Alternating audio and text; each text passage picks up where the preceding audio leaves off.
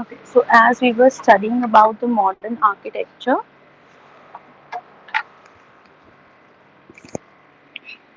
so the next architect is Louis Kahn.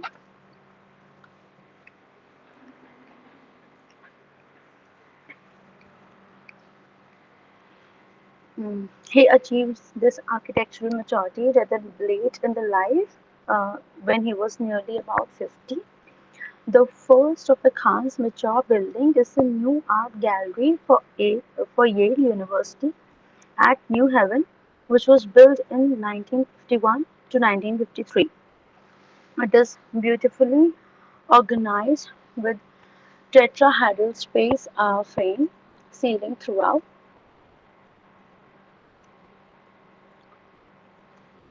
His other well-known works are Richard Medical Research Building, Philippedia in Pennsylvania,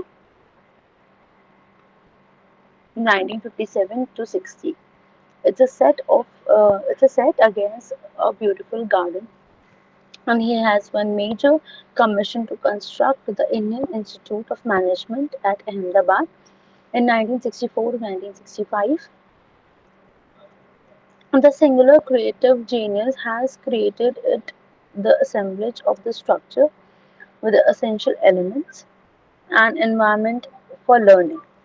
The building have wide porches and verandas leading from one building to another. This massive red brick structure has large circular openings and Good arches afternoon, ma'am. that gives a grand display of light and shade. The circulation spaces not only act as a passage but also as the area where the student can relax and discuss their academic problem. Herr Khan was totally successful to create a strong academic environment for learning. And then his ambitious project was Government Capital Complex as Dhaka in Bangladesh. Here he also created a new distinct atmosphere in displaying the National Assembly, Government Office, residences for ministers and legislators. The atmosphere of Dhaka being intensely humid, Khan meticulously controlled the intake of direct light into the building. Only the filtered light can reach the interiors by passing through the uh, by the large openings in the external wall and spacious verandas. In the building he built, one can notice his great sense of scale, his love for fine details, and mastery in manipulation of lights and shades. Then came some new generation of skyscrapers where the suburban sprawl, the uh, uncoordinated, inefficient scattering at residential areas over the countryside, and has proved the folly of horizontal development. He writes a single-storied Ferrari-style houses, though have human scale, are found to be unsuitable for crowded cities. Naturally, vertical development in the form of skyscraper is seen to be popular as people found it more useful by going up and down with the help of lifts rather than walking on sideways, even though they are facing problems. One is fire problem. For this proper precaution could be taken by providing emergency staircase. The building should be well equipped with first aid fire extinguishers, heat and smoke detectors, fixed fire protection system, etc. Wind is another problem. Due to wind, terrific downdrafts sometimes develop, which knocks the pedestrian off their feet. So the skyscraper are nowadays checked through the tunnel test before their construction. The wind problem can also be avoided by careful massing of the skyscraper. These glass skyscrapers are of new international style and are therefore sure to govern the shape of our buildings to come in future. They are effect machine to live in, piled up, piled up to the sky. Background versus foreground buildings. So, secondly, as suggested by Paul Rudolph, who headed the Department of Architecture in Yale University, the shape may be governed by creating certain background building versus foreground buildings. The structure like factories, hospitals, office buildings may remain as background buildings as against the foreground buildings such as buildings symbolizing some government function, building requiring large uninterrupted span like supermarket, building for reaction, sorry, building for recreation and education. These may be placed within the space created by background buildings, but some foreground buildings may require monumental character to be distinguished for their architectural beauty. Le Corbusier was aware of this concept while planning the city of Chandigarh, where he designed the capital concept complex consisting of High Court, Secretariat, Assembly Hall, with their monumental expressions and carefully placed them to contrast against their background buildings. The next phase is shaping the modern architecture would seem to be kind of synthesis of concepts of mice Le Corbusier, Wright, Louis Kahn, Phillips John Mice's closest disciple, Paul Rudolph, and late Eero Saarinen. They have synthesized Wright's work with that of Miles and Le Corbusier. Now, the time of heroes is almost over. While the passing of these heroes, the age of romanticism, romantic classicism also passes.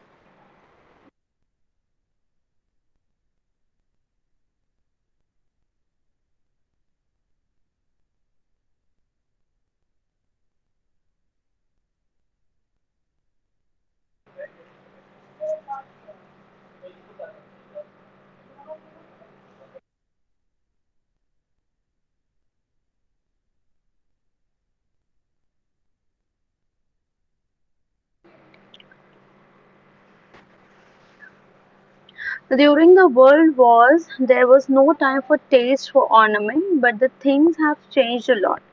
The same unadorned steel frame building has been given up. Office buildings are no longer just immense filling cases.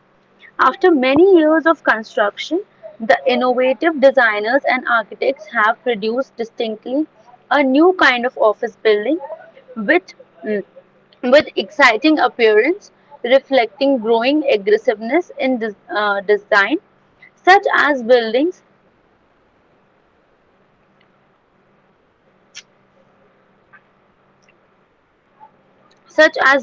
that are triangular in appearance, reflecting growing aggressiveness in design, such as buildings. Sorry,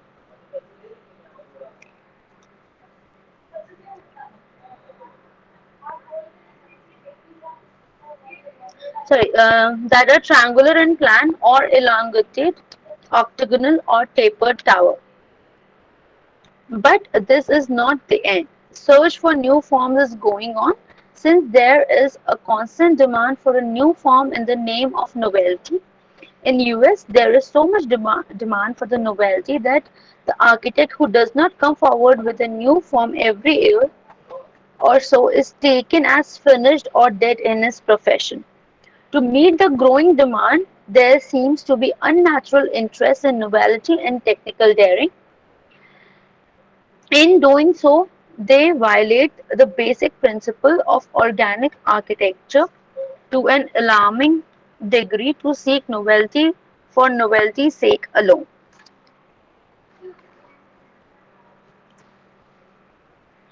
Recently, Mice Purity, Le Corbusier's organic and Wright's continuity of space have been rejected by the group of young architects of second generation, located mostly on the eastern seaboard of United States.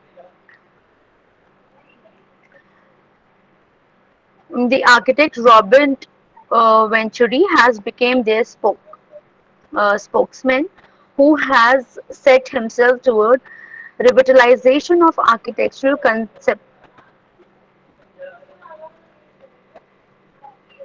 uh, conceptions, programs, and forms. His new philosophy of building does not shun idealism but accept a new realistic symbols and move toward what is termed as semiological intentions in design. His first book, Complexity and Coordination in Architecture, was published in 1966, and the other, Learning from Las Vegas, in 1972.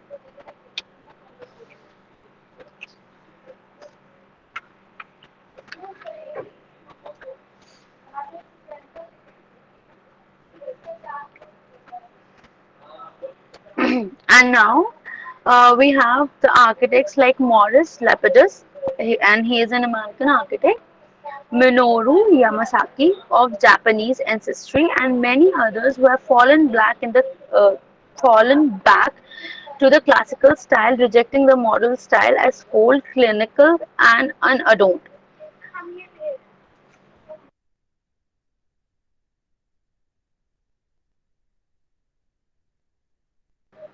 True, our architects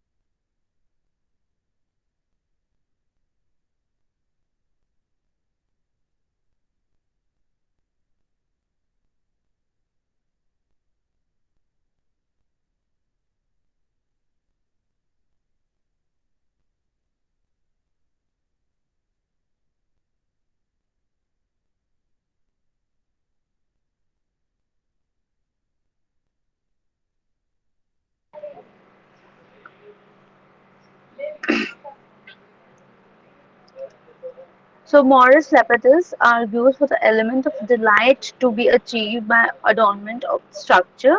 He is a designer of flamboyant hotels such as Fontainebleau in Miami Beach and the Summit in New York.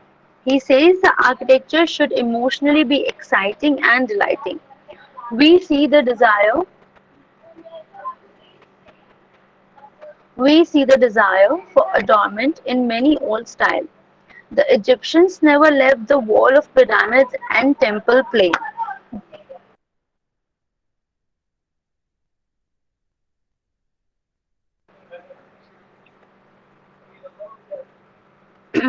But they covered the stone walls with hieroglyphic, a unique feature of adornment. The polychrome ornamental brickwork for Assyrians is outstanding feature. Coming to the Greek architecture, we find an architecture of upright column and beam. The upright column with lintel soon became the most beautiful orders of architecture. From this we notice that when the mastery of structure has been obtained, the love for adornment was seen to be more vital than its creation. Morris Lapidus says that no architect will be able to remove the primitive emotion, the soul satisfying the love of adornment that man has carved down through the ages. So this goes through ages. Each age has to seek its own form of adornment. So unless we adorn and enrich our 20th century architecture, we will never reach our goals. To this, Yamasaki, the Japanese architect, liked to add the quality of serenity to balance the Western world's love for monumental. He admires mice, but aims at a richness which would make mice frown.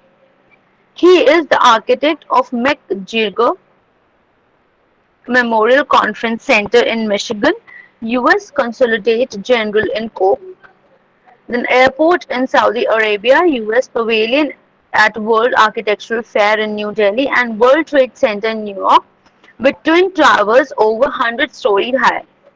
Yamasaki says that architecture of our society must be consistent with our ideas and ways of life.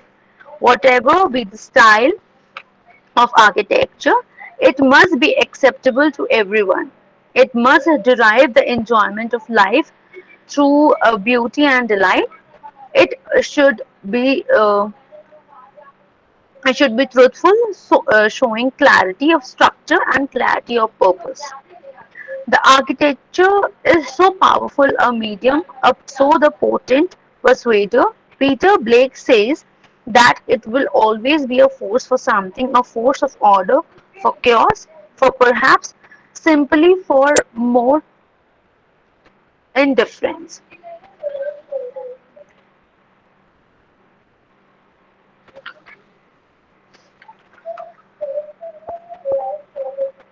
Hence, the challenge to the present generation of architects is to be use the new technologies and new design concept in shaping buildings and cities that gives the people a sense of comfort and aesthetic delight and the background of serenity. So this was all about the modern architecture. In your assignments, just mention all the architects we have learned about. Um, the most important is the town planning of Chandigarh. Then you have like we have discussed some different buildings like Falling Water, then Gangenium Museum, then we have um,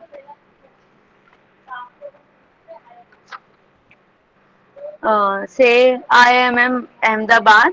So these are at least basic three like buildings in for which you have to create your notes, make your notes, and तीनों architects के बारे में Floyd Wright, um, Loic Khan and Lee Corbusier. I want you people to write a small like detail about all the six topics I have told you right now, and please points में लिखना. Plus, when you're giving an exam, just keep in your mind that points में answer लिखो. Lot of you people, like I get to know that have worked in paragraphs. Okay, try to write in points and make a figure. Is it okay? अभी next class से थोड़ा सा ध्यान रखना इसमें.